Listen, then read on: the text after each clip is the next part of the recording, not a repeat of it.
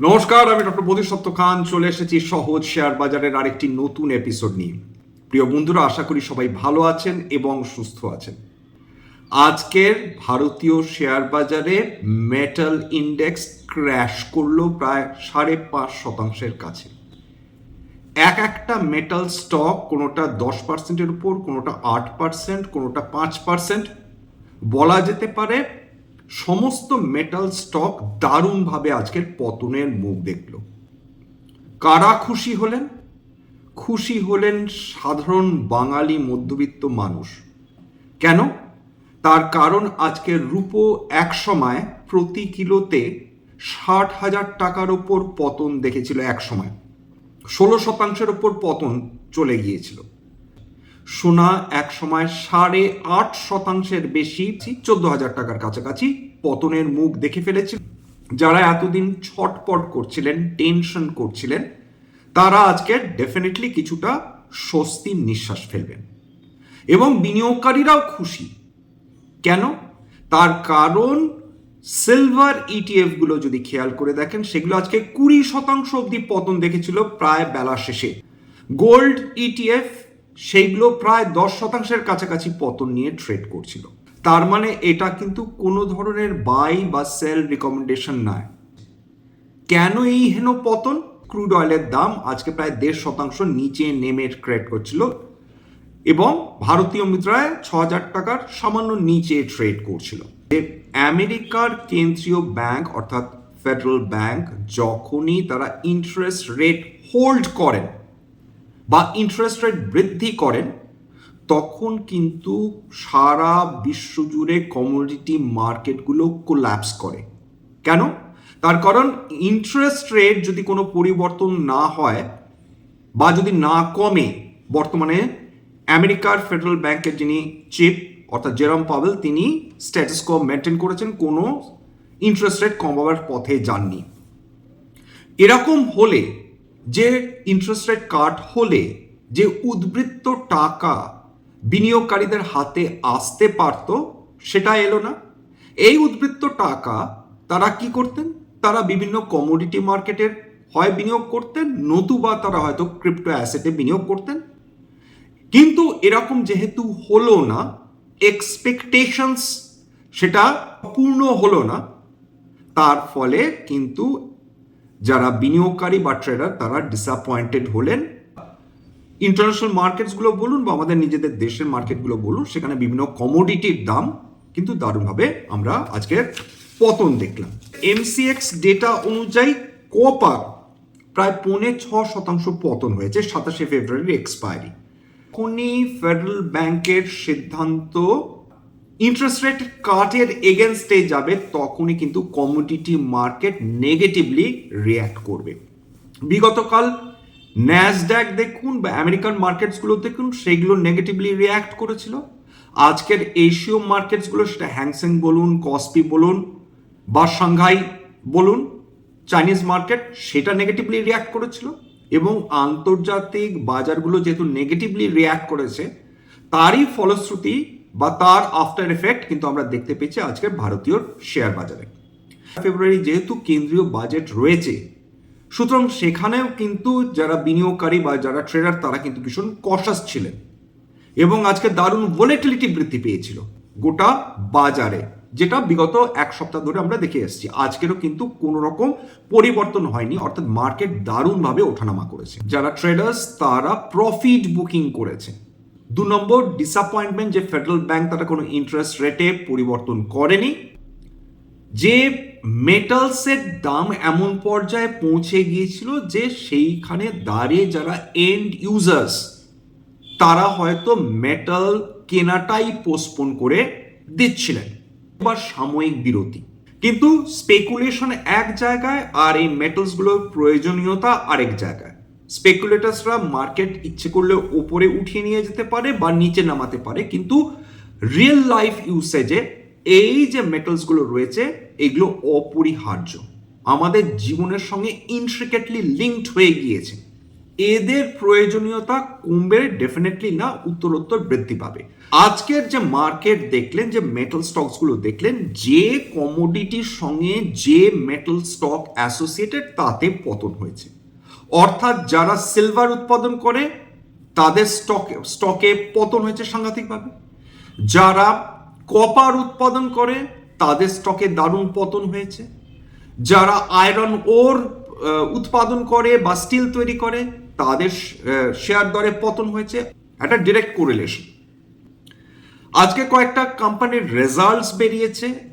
Nestle বিগত 13টা কোয়ার্টারের মধ্যে সবচেয়ে ভালো রেজাল্ট করেছে, প্রায় 1100 কোটি টাকার কাছাকাছি তারা প্রফিট জেনারেট করেছে, 46% প্রফিট বৃদ্ধি করেছে ইয়ার অন ইয়ার।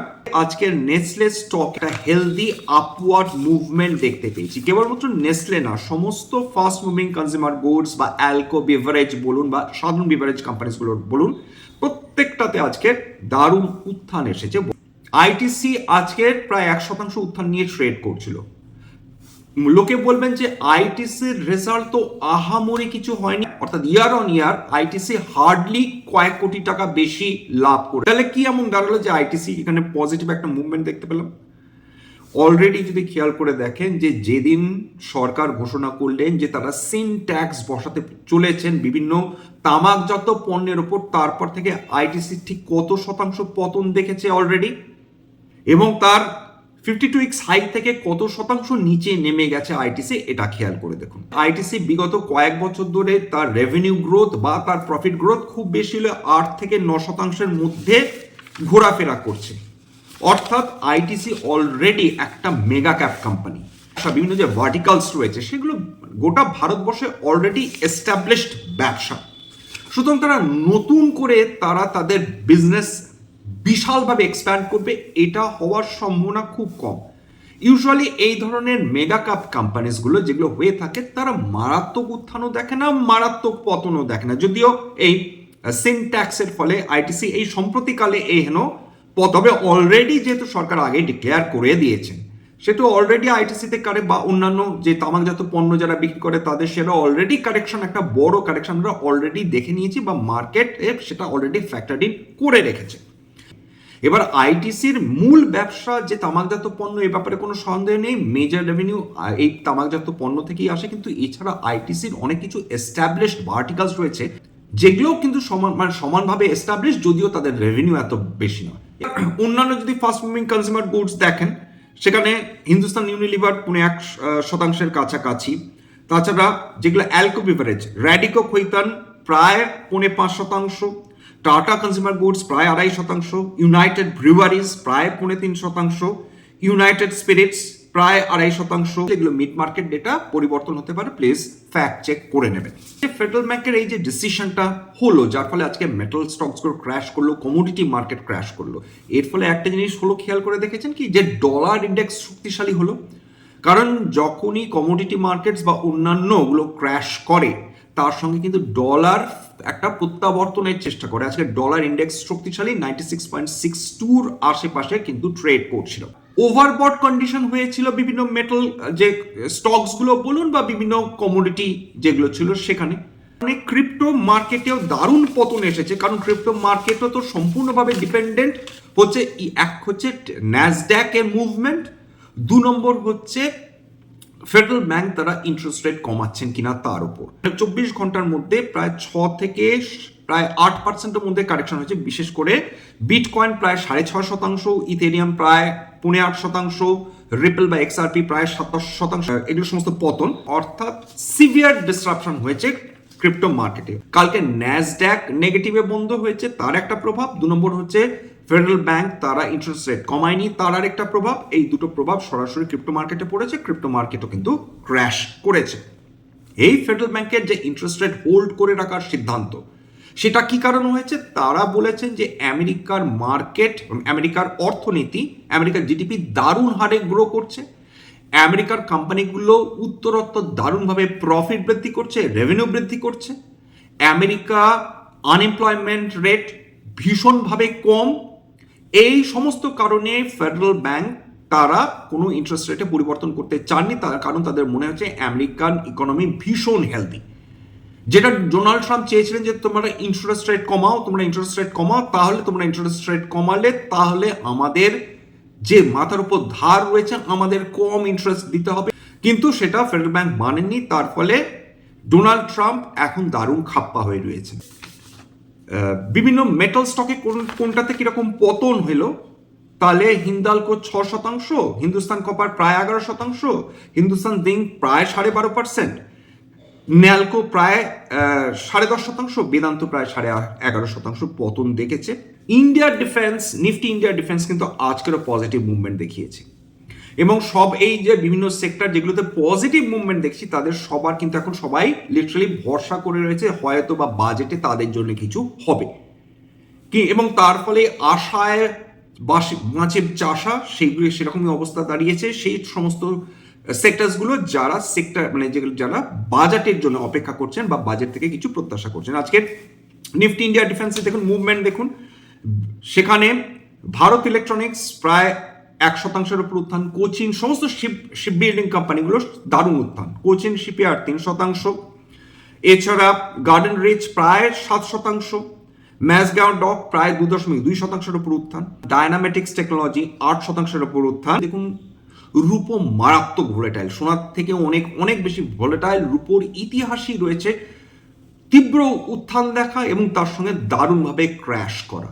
এবং এক সময় রূপো তার সর্বকালীন উচ্চতা থেকে 50% অব্দি ক্র্যাশ করেছে। তার মানে এটা কখনোই বলছি না বা বলতে আমি পারিও না যে রূপো এখান থেকে সেই লেভেলে ক্র্যাশ করবে, কিন্তু আজকের দিনের পতনে সেগুলো তো দেখলেন, রূপোর এক্সচেঞ্জ ট্রেডেড ফান্ড সেখানে প্রায় 20%-এর কাছে পতন দেখলো।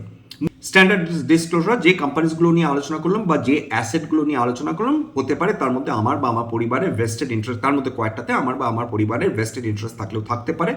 ভবিষ্যতে যদি নতুন করে কিনি বা বিক্রি করে আগাম বিজ্ঞপ্তি দিয়ে কিনতে বা বিক্রি করতে পারবো না। ডিসক্লেমার, এটা কেবলমাত্র একটা এডুকেশন চ্যানেল, বাঙালি বিনিয়োগকারীদের ইনভেস্টর অ্যাওয়ারনেস বৃদ্ধির জন্য। এখানে কোনো ধরনের কোনো শেয়ারে buy sell recommendation, suggestion, advice এমনকি ইনফ্লুয়েন্স করার প্রচেষ্টা নেই। আমার কথা শুনে যদি কোনো ধরনের অ্যাসেটে বাই সেল সিদ্ধান্ত নেন ক্ষতির মুখোমুখি হতে পারেন, সুতরাং সবসময় একজন সেবি রেজিস্টার্ড ইনভেস্টমেন্ট অ্যাডভাইজারের পরামর্শ নেওয়ার চেষ্টা করবেন বা নিজের ডিউ ডিলিজেন্স করবেন। সবার শেষে যেটা বলি, যদি এই ধরনের এপিসোড আপনাদের ভালো লাগে প্লিজ একটা লাইক দেবেন, প্লিজ সাবস্ক্রাইব করবেন, এবং যদি সত্যি মনে হয় আমার বাঙালি ভাই বোনদের জীবনে একটুখানি ভ্যালু অ্যাড করতে সক্ষম হচ্ছি, প্লিজ নিজের গ্রুপে শেয়ার করবেন যাতে বহু বাঙালি বিনিয়োগকারীর কাছে এই ধরনের এপিসোড পৌঁছে যায়। নমস্কার।